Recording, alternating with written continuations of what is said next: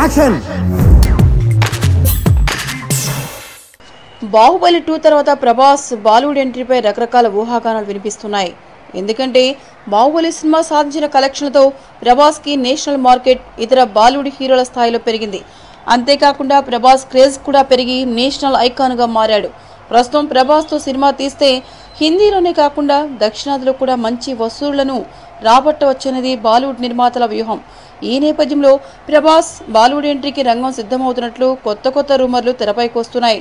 అలాంటి వార్తల నేపథ్యంలోనే సెన్సేషనల్ దర్శకుడు రాజమౌళి, బాలీవుడ్ దర్శక నిర్మాత కరణ్ జోహార్ మధ్య ఇటీవల చర్చలు బాగానే జరుగుతున్నట్టు సమాచారం. ప్రభాస్ సరిపోయే కథల గురించి చర్చిస్తున్నట్లు తెలుస్తోంది. అయితే కథకు సంబంధించి ఎలాంటి స్పష్టమైన నిర్ణయం తీసుకోలేదని, ఒకవేళ స్టోరీ లాక్ అయితే స్క్రిప్ట్పై రాజమౌళి కసరత్తు ప్రారంభిస్తారని ఫిల్మ్ నగర్ టాక్. ఇదిలా ఉండగా టాలీవుడ్ నిర్మాత డివివి దానయ్య కోసం రాజమౌళి స్క్రిప్ట్ వర్క్ ప్రారంభించారనేది మరో తాజా వార్త.